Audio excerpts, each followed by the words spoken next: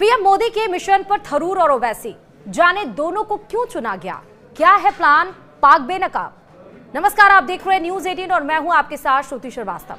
PM Modi की छवि एक ऐसे लीडर की है जो अपने फैसलों से चौंकाने के लिए जाने जाते हैं। विपक्षी सोच भी नहीं पाते और पीएम मोदी वो कर जाते हैं।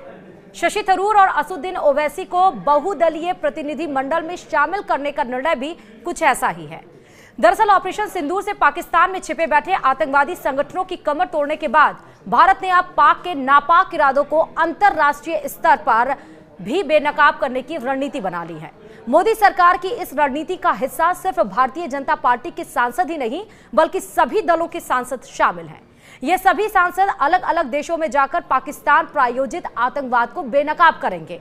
पाकिस्तान के खिलाफ ऑपरेशन सिंदूर पर भारत के सांसद दुनिया को ब्रीफ करेंगे। केंद्र सरकार सभी दलों के चुनिंदा सांसदों को 22 या 23 मई से 10 दिनों के लिए विदेश दौरे पर भेज रही है। ये सांसद अमेरिका, यूके, दक्षिण अफ्रीका, कतर और यूएई जाएंगे। वहां की सरकार को आतंकवाद पर भारत का पक्ष बताएंगे। इस बहुदलीय प्रतिनिधि मंडल में कांग्रेस के शशि थरूर और एआईएमआईएम के असदुद्दीन ओवैसी भी शामिल हैं। इससे पहले शशि थरूर के ऑपरेशन सिंदूर पर दिए गए बयान से कांग्रेस पार्टी के कुछ नेता नाराज थे। उन्हें लगा कि थरूर ने लक्ष्मण रेखा पार कर दी है और इस मामले में जब शशि थरूर से सवाल किया गया तो उन्होंने कहा कि एक भारतीय होने के नाते उन्होंने अपनी बात देश और दुनिया के सामने रखी है। तो वहीं न्यूज एजेंसी पीटीआई के मुताबिक सरकार के विपक्षी सांसदों सहित कई राजनीतिक दलों के सांसदों से संपर्क किया गया। उनसे राजनीतिक मिशन में भाग लेने की मांग की गई। कई दलों ने पहले ही इस पहल के लिए अपने प्रतिनिधियों को भेजने की मंजूरी दे दी है। रिपोर्ट में यह कहा गया कि प्रतिनिधि मंडल में कितने लोग शामिल होंगे, इस बारे में अभी तक कोई जानकारी सामने नहीं आई। फिर भी कुछ नेताओं ने अनुमान जताया कि 30 से अधिक सांसद इसमें शामिल हो सकते हैं।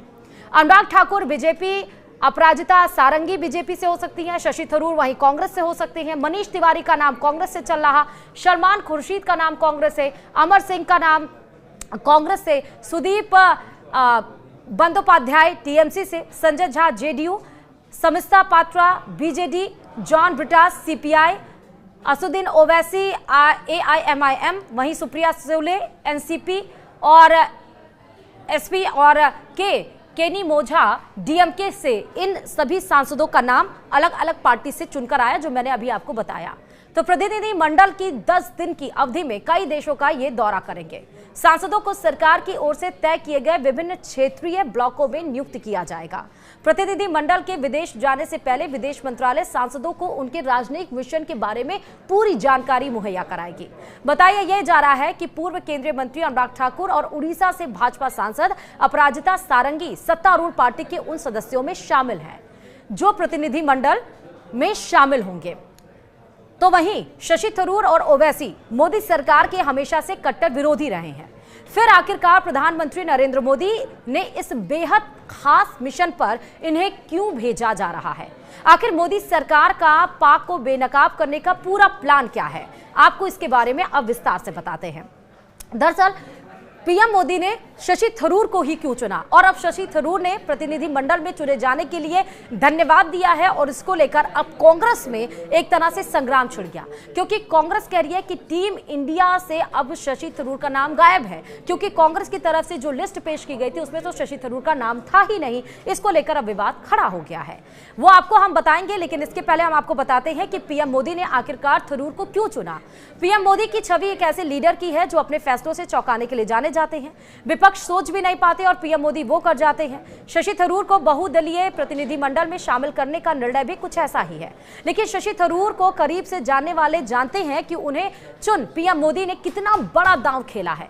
संयुक्त राष्ट्र में काम करने का लंबा अनुभव रखने वाले शशि थरूर कूटनीति के बड़े जानकार हैं। ऐसे में पाकिस्तान को अंतर्राष्ट्रीय स्तर पर बेनकाब करने में वह अहम रोल निभा सकते हैं।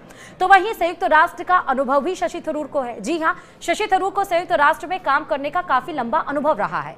1978 में यूएनएचसीआर यानी कि संयुक्त राष्ट्र शरणार्थी उच्चायुक्त में अपना करियर शुरू करने वाले थरूर 1981 से 1984 तक सिंगापुर में यूएनएचसीआर कार्यालय के प्रमुख रहे हैं। 1989 यानी कि 1989 में वह विशेष राजनीतिक मामलों के लिए अवर महासचिव के विशेष सहायक भी बने हैं, जिसमें गुलास्विया में शांति अभियानों की जिम्मेदारी भी शामिल है। 2001 में उन्हें संचार और जन सूचना विभाग यानी कि डीपीआई के अंतरिम प्रमुख के रूप में नियुक्त किया गया है और बाद में 2002 में उन्हें संचार और जन सूचना के लिए अवर महासचिव बनाया गया। तो वहीं यूएन के महासचिव भी रेस में शामिल थे शशि थरूर 2006 में काफी अन्नान के बाद महासचिव की रेस में भी थे, लेकिन वह महासचिव नहीं बन पाए थे।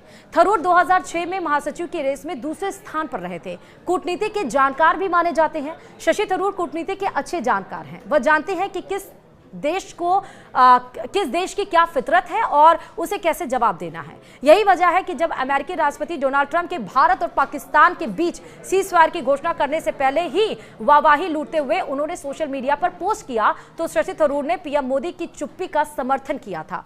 थरूर ने पीएम मोदी की चुप्पी को कूटनीति का हिस्सा बताया था। इससे पहले वह रूस यूक्रेन युद्ध के मुद्दे पर मोदी सरकार की कूटनीति की तारीफ कर चुके हैं। ऑपरेशन सिंदूर के समर्थक भी रह चुके हैं। शशि थरूर शुरुआत से ऑपरेशन सिंदूर के समर्थक रहे हैं। पीएम मोदी ने उन्हें अब बहुदलीय प्रतिनिधि मंडल का हिस्सा बनाया है, लेकिन थरूर अपना काम काफी पहले से ही शुरू कर चुके हैं। ऑपरेशन सिंदूर के बाद भारत पाक तनाव के बीच शशि थरूर ने विभिन्न चैनलों पर मीडिया के जरिए भारत का पक्ष दुनिया के सामने रखा है और इसके कायल भारत के कई नेता भी रहे हैं। अब आपको बताते हैं कि आखिरकार प्रधानमंत्री नरेंद्र मोदी ने प्रतिनिधि मंडल के लिए असदुद्दीन ओवैसी को क्यों चुना।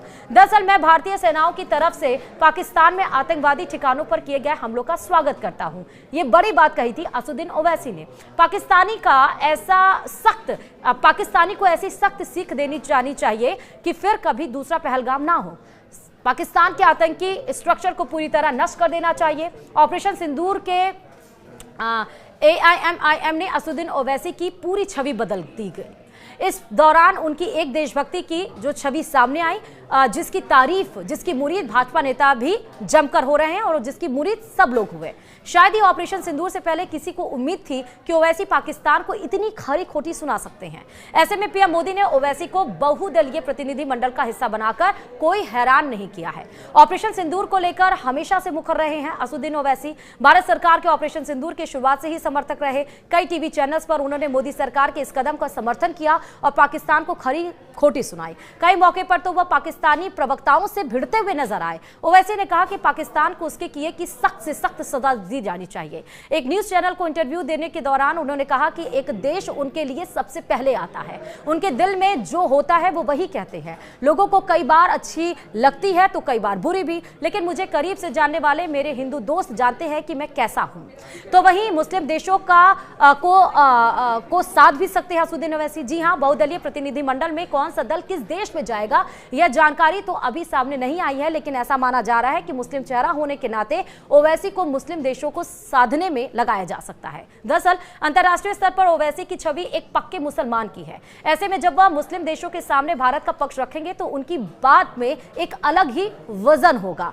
लंदन से लॉ वकील भी रहे हैं और तार्किक भी हैं, यानी ओवैसी एक राजनेता होने के साथ साथ काबिल वकील भी हैं जो अपनी बात को तर्क के साथ रखते हैं। आमतौर पर उनकी बात को काटना बेहद मुश्किल होता है। ये खूबी उन्हें दूसरों से जुदा और हटाती है। ऐसे में वह भारत का पक्ष दूसरे देशों के सामने बेहद मजबूती से रख सकते हैं। अब बताते चलें कि ये पहली बार नहीं है जब पूरा देश एक साथ एक मुद्दे पर आया है। इसके पहले भी 1994 की तरह पार्टियां एकजुट, यह पहला मौका नहीं है कि जब सभी भारतीय राजनीतिक दल आपसी राजनीतिक मतभेदों को दरकिनार कर एकजुट होकर अंतर्राष्ट्रीय स्तर पर अपनी बात रखने जा रही हैं। इससे पहले 1994 में तत्कालीन प्रधानमंत्री PV नरसिम्हा राव ने राजनीतिक मतभेदों से ऊपर उठते हुए भाजपा नेता अटल बिहारी वाजपेयी को जिनेवा में संयुक्त राष्ट्र मानवाधिकार आयोग में भारत का नेतृत्व करने के लिए चुना था। अटल बिहारी वाजपेयी के वहां पहुंचने पर पाकिस्तान भी हैरान था। उस डेलीगेशन में जम्मू कश्मीर के पूर्व मुख्यमंत्री फारूक अब्दुल्ला और सलमान खुर्शीद जैसे नेता भी शामिल थे।